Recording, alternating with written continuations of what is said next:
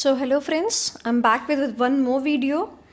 इस बार ये video auditing के ऊपर है, CIPCC में एंड इवन CA फाइनल्स में भी। CA फाइनल्स के पेपर्स तो हो चुके हैं बट CIPCC के पेपर्स अभी होने बाकी हैं।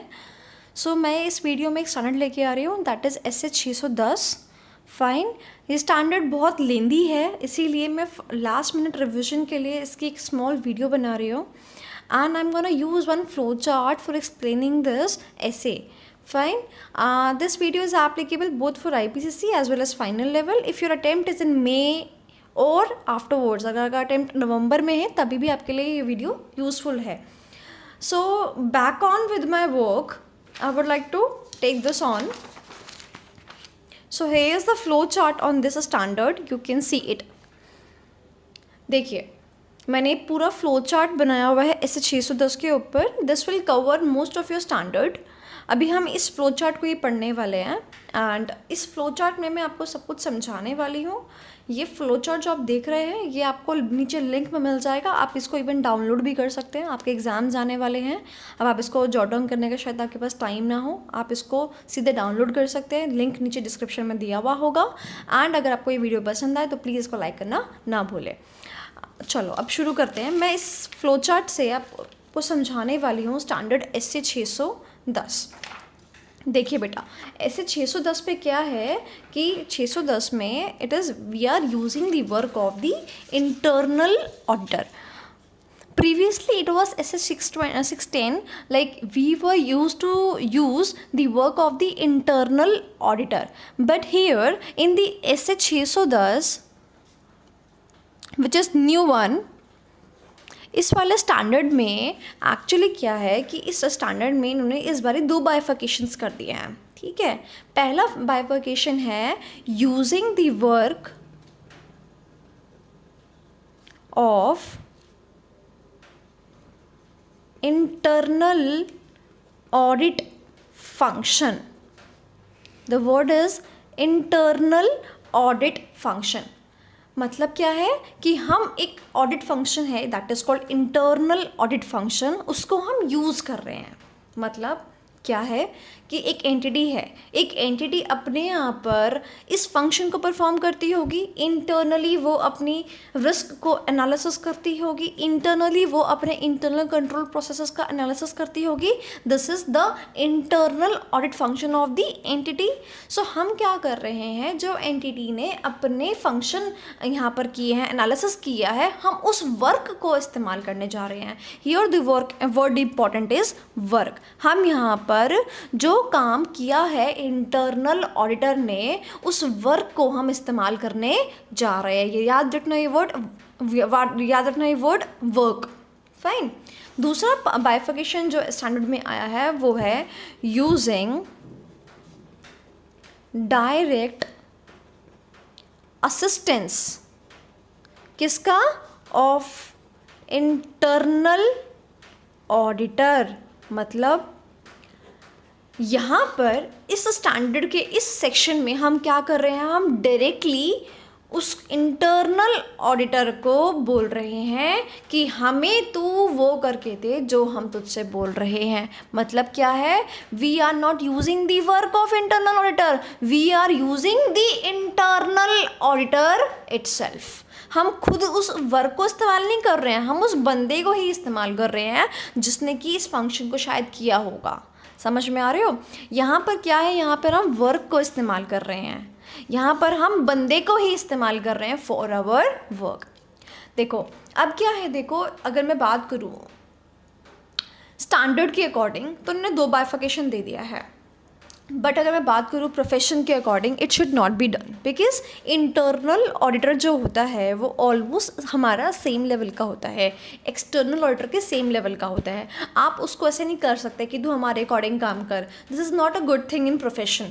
सो पता नहीं एक चीज़ इसमें यहाँ पे इंट्रोड्यूस क्यों की गई है, बट थॉटिकली अगर इंट्रोड्यूस हुई है तो मुझे पढ़ाना पड़ रहा है. बट अगर मैं लॉजिकली और प्रोफेशनली बात करूँ, this is not a good thing, क्योंकि internal auditor is no more a separate one, it is of the same level of the external auditor.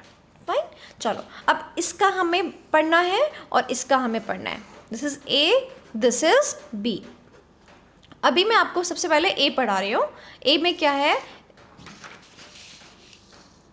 ए में we are using the work of internal audit function.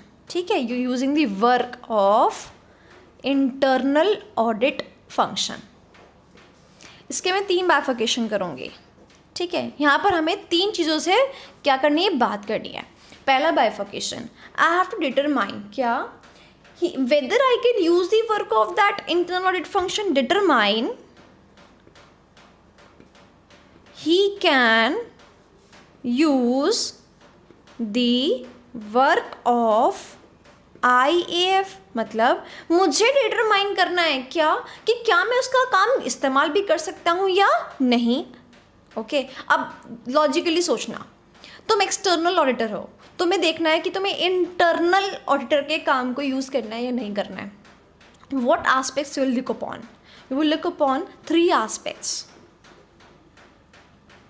Objectivity, competency and approach. मतलब तुम देखोगे कि जिस तरीके से उसने काम किया है वो बायस तो नहीं रहा कभी, क्या वो कॉम्पिटेंट इनफ था या नहीं, और क्या उसने क्वालिटी कंट्रोल प्रोसीजर्स से काम किया है या नहीं। I have to look after the approach as well. समझ में आया? सो हमें पहले वाले क्वेश्चन में क्या देखना है कि क्या उसका काम इस्तेमाल करने लायक भी है या नहीं। मतलब हम क्या डिटरमाइन करेंगे, 3 चीज़, objectivity, competency and approach. Objectivity में वो बायस नहीं होना चाहिए बंदा। ठीक है, कॉम्पिटेंसी में हम उसकी कैपेबिलिटी को देखेंगे एंड अप्रोच में देखेंगे कि क्वालिटी कंट्रोल प्रोसीजर के साथ में काम किया गया या नहीं किया गया।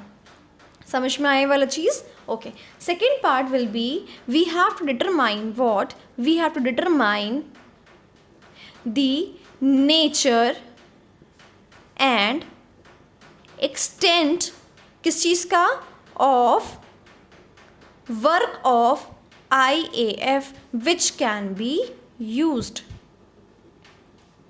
मतलब हमें क्या देखना पड़ेगा, हमें देखना पड़ेगा वो हद, वो नेचर देखना पड़ेगा, उसकी हद देखनी पड़ेगी कि हमें उसका काम किस हद तक इस्तेमाल करना है।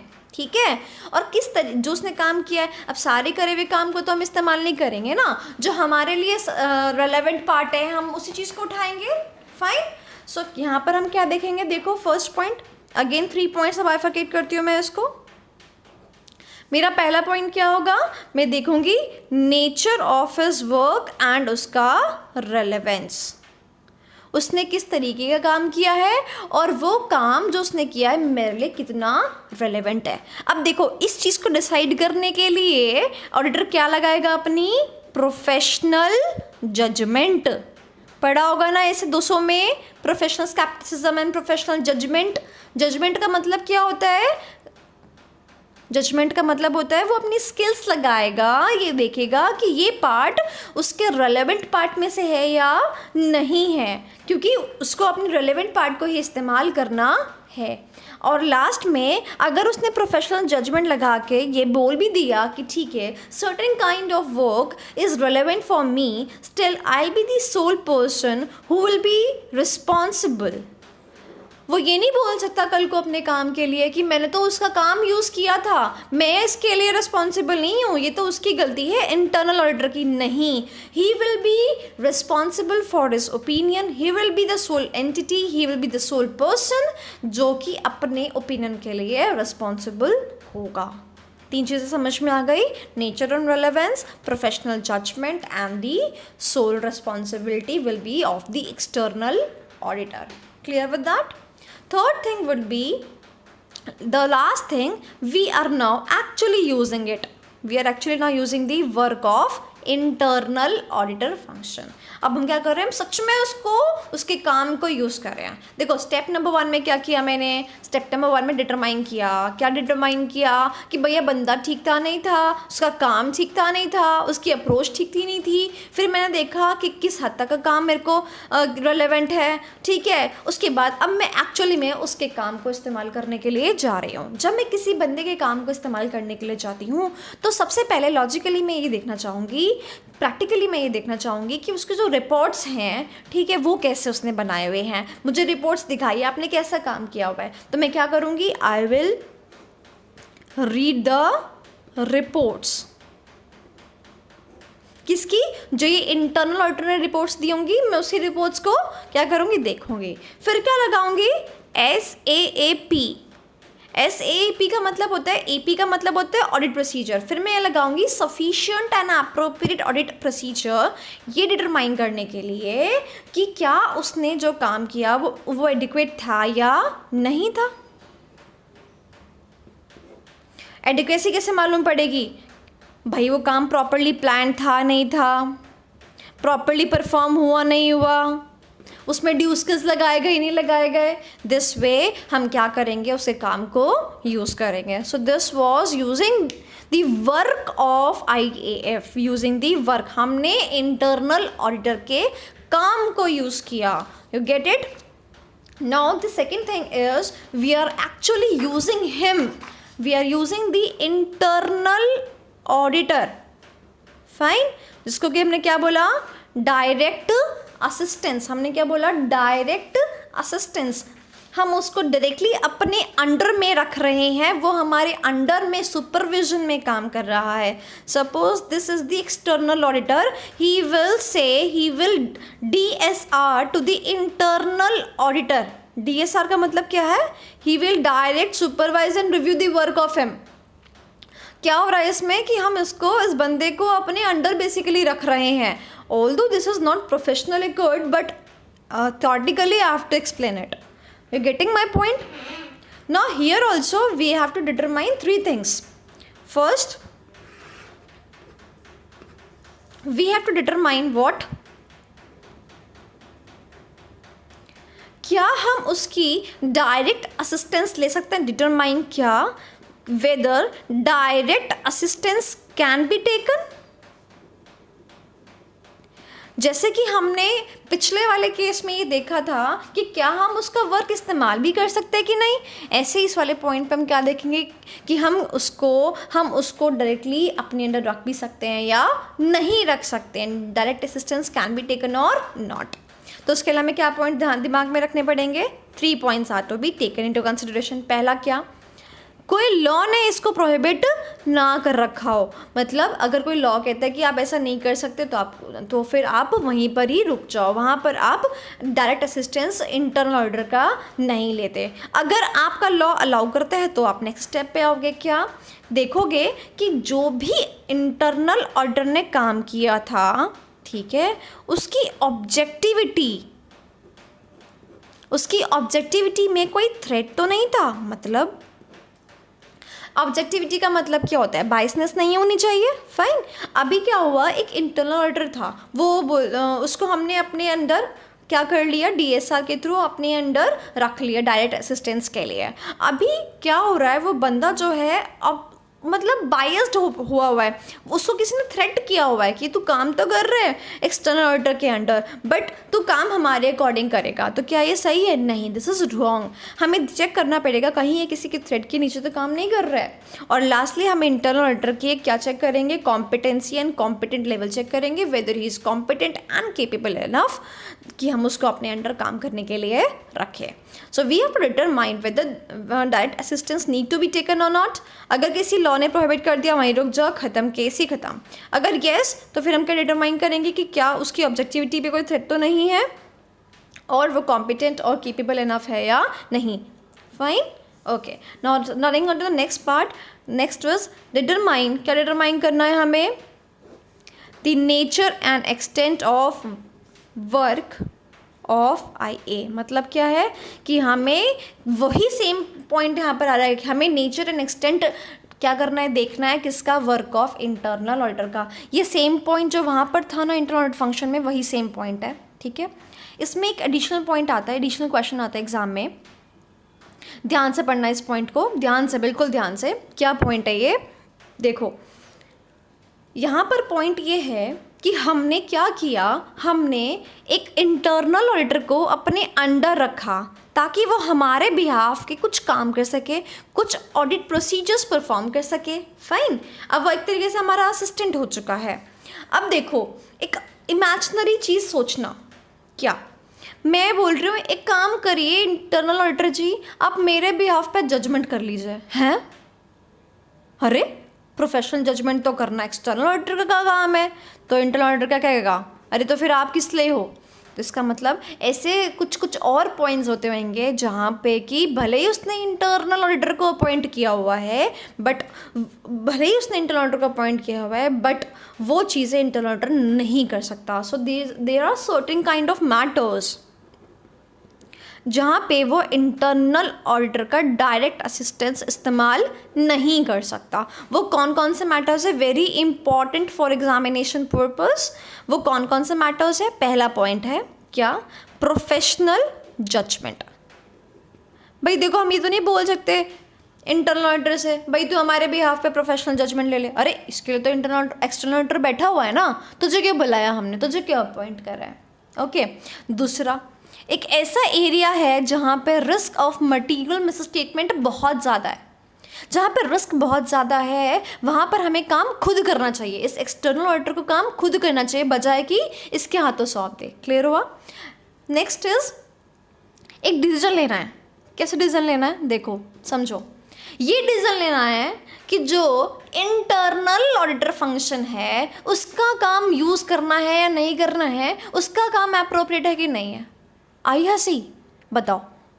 मतलब इंटरनल ऑडिटर से ही पूछ रहे हैं भाई तेरा काम सही है कि नहीं है, तू ही बता दे, क्या ये सही है चीज़, नहीं ना। तो इसकी इवैल्यूएशन का डिसीजन भी किसको लेना चाहिए, एक्सटर्नल ऑडिटर को लेना चाहिए। So these are certain areas where direct assistance is not advisable according to the standard SC 600। समझ में आया, वेरी इंपॉर्टेंट। अगला है, no actually we are using the direct assistance. अब हम एक्चुअली में डायरेक्ट असिस्टेंस यूज़ कर रहे हैं, ठीक है। तो देखो, जब भी हम किसी बंदे को यूज़ करते हैं अपने काम के लिए, what we should do, we should go with the agreement. ठीक है, एग्रीमेंट यहाँ किस किस से बनेगा, एग्रीमेंट यहाँ दो लोगों से बनेगा। एक बनेगा ऑथराइज पर्सनल से, मतलब इंटरनल ऑडिटर का जो ग्रुप का लीडर होगा वो अथराइज पर्सनल होगा कि हाँ ठीक है आप इस बंदे को ले जाओ, काम करवा लो, आप अपने यहाँ पे डायरेक्टली असिस्ट कर लो, आप कोई बात नहीं, इट्स ओके। तो उस अथराइज पर्सनल के साथ में हमें एग्रीमेंट करना पड़ेगा। और सेकेंड एग्रीमेंट किसके साथ करना पड़ेगा, खुद उस बंदे के साथ में जिससे कि हम काम लेने वाले हैं, द इंटरनल ऑडिटर।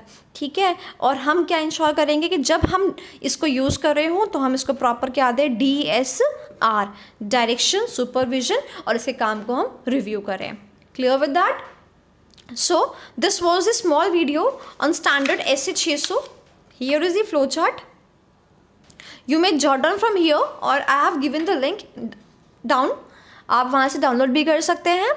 और अगर आपको कोई और प्रॉब्लम भी आ रही है ऑडिटिंग IPCC लेवल पे, you may call on 8447824414 directly. I am available for the examination hours, आप मुझे कॉल कर सकते हैं। And if you like the video please subscribe for more videos. Thank you so much.